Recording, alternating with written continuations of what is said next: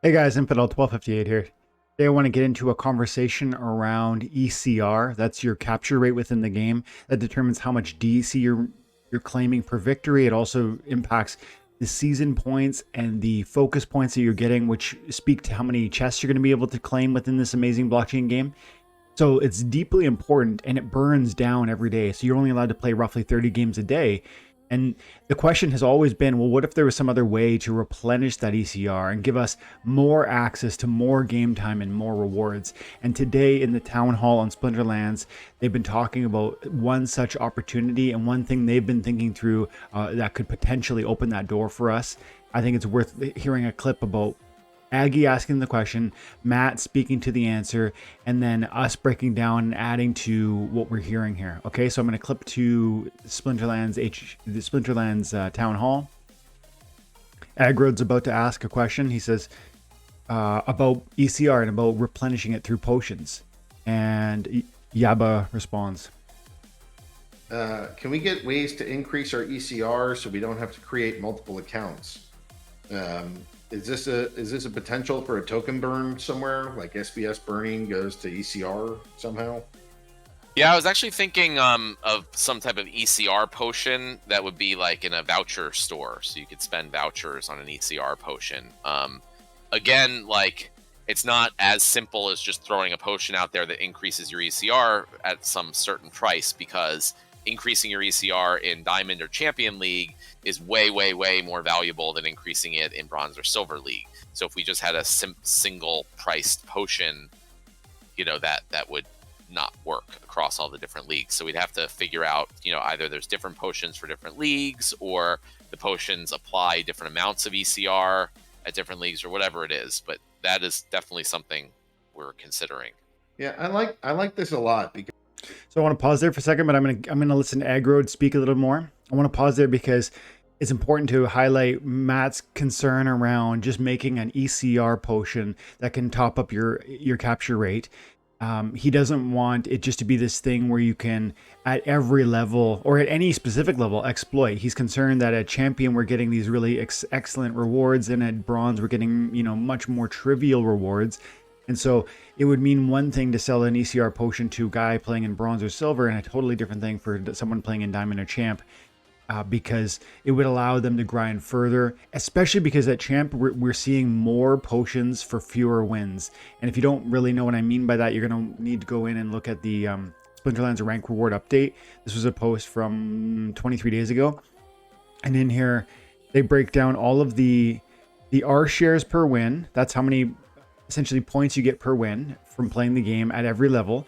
And then they actually break down how many chests you can buy with those R shares, which is to say that, if you look at it from how many wins does it take to get 10 chests per day, at champion it's something like 12 wins, and at bronze it's something like 24. So the distinction that Matt is drawing is that it's both the higher level chests are far more valuable in terms of what they contain. Those things are way more frequently gold foils or legendaries or Chaos Legion packs. And additionally, at higher levels, champion, diamond, you're going to see far more R shares per win, meaning far more loot chests for the same amount of time of play.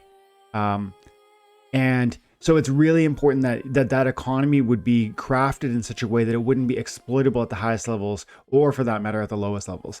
That's a great point. I definitely wouldn't have thought of that, I don't think. But now Aggie's going to add something, and I want to riff on it after we hear him. He's going to talk about how important he thinks that is. So that's before he even says, I want to take away, if Yaba and Agrod agree that this is a valuable thing to consider, this is pretty well happening. Okay, so listen to the way you just heard Yaba say, yeah, I like this. We just need to figure out the economy. And now listen to Agrod. Because you might not be able to play on Monday through Thursday, but your weekends you might have all the time in the world. So like being able to burn down your ECR, but also still get rewarded for the time that you're able to play, that makes sense to me. So so Aggie's saying not everybody can play this game 7 days a week. We have full-time jobs. This is a passion, but it's a, you know, it's a fun thing we do in addition to our real life. And that might mean that Monday, Tuesday, Wednesday, Thursday, whatever day of the week, some days of the week, you simply cannot grind your 30 games, which is the amount that you're roughly about able to play without really damaging your ECR. Because without getting into the math, 30 games is how many you're allowed to play. And tomorrow you'll be fully renewed, fully refreshed. And so there are going to be days where you might want to play 60 games. And then there are going to be days where you can't play any games. And sometimes that's going to balance out. But his point is, if you can't play 4 or 5 days, but then Saturday and Sunday you go hard, there should almost be a mechanic where that's possible. And he's agreeing that these ECR potions would be great. He likes them. Now that's both of them liking it. I think this is happening. That's my first takeaway from this. Second takeaway, like I said, Yaba's concern is around, as with all things in Splinterlands, he wants to make sure there's no sort of gimmick or exploit that can be taken advantage of at any level, not just by bots or by bronze, but by any level. And I think that's really smart. I would say that it's probably less of a concern in my mind. It's less of a concern, and that if an exploit exists at champion, than if an exploit exists at bronze. Why? Because first of all, bronze, there's huge bot farms. Bronze and silver, there can be bot farms that are relatively inconsequential contributors to our economy, right? They don't necessarily need to buy 1 million cards. They can buy, for bronze, you can buy 1 BCX of every card, and that's going to cost you, I don't know, maybe $100, I would think.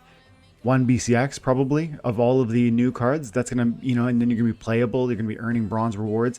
I would say that's relatively a low commitment to this game, and yet you're going to be able to extract significant rewards.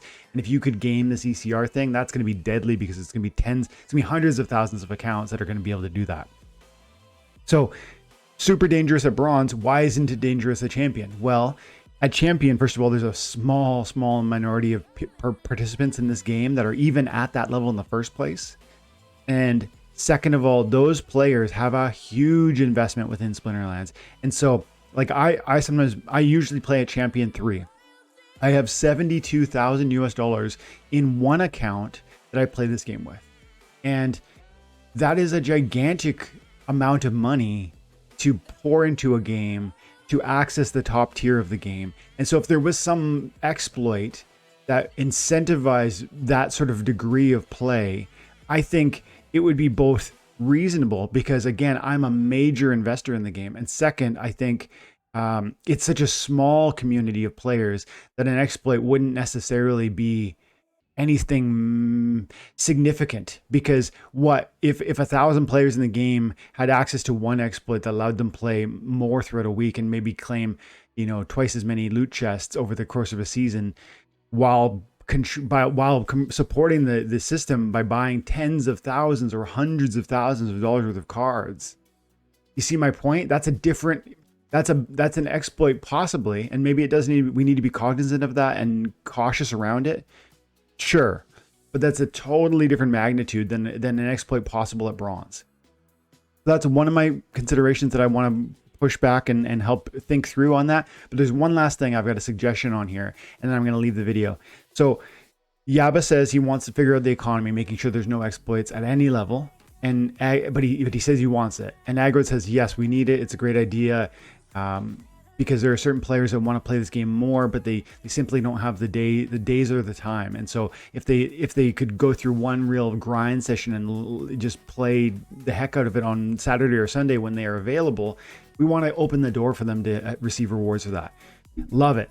It's pretty well going to happen. But when I think of a suggestion to Yaba's concern, in light of Aggy's point, something pops up in my mind as an obvious solution.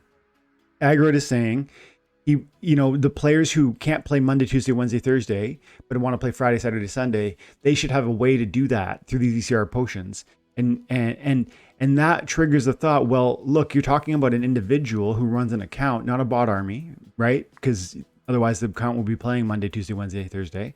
And if that's so, then what you're actually saying is account specific. You want that account to be able to be run roughly 210 games a season. That's kind of That's what you're saying. This new economy is saying. We're saying we want you to play the 25% of your ECR every day, and then it's going to recover 25% every day.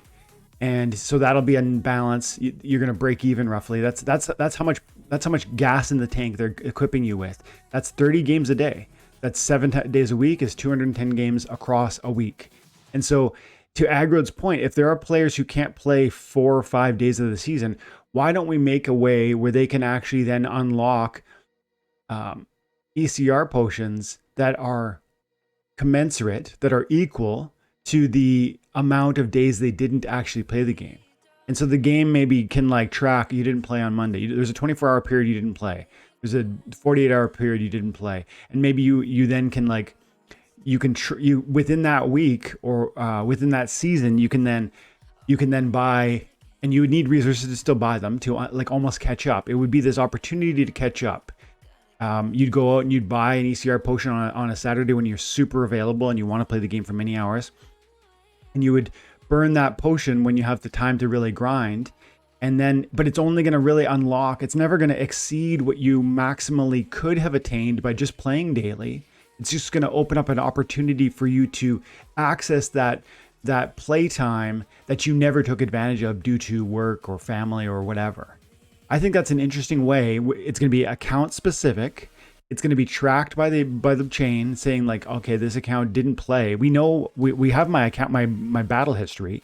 We know that I played 66 seconds ago. We could tell if there was a 24-hour window where I didn't play, and that could almost be tallied. And then that tally could allow a certain amount of ECR potions to be purchased. Maybe there's some sort of blockchain consideration I'm not fully understanding, but I think that's a great maybe middle ground for Yaba's concerns around the economy, because that couldn't be exploited, because that is going to only ever allow the same amount of play that is possible just by logging in every day, right? And they're okay with 210 games a week. So I'm just saying create this potion path to allowing 210 games a week, even if that 210 games a week happen in one 10-hour grind session on Saturday. What do you guys think? Drop your comments below. Thanks so much for your time and attention. Have an amazing day. God bless.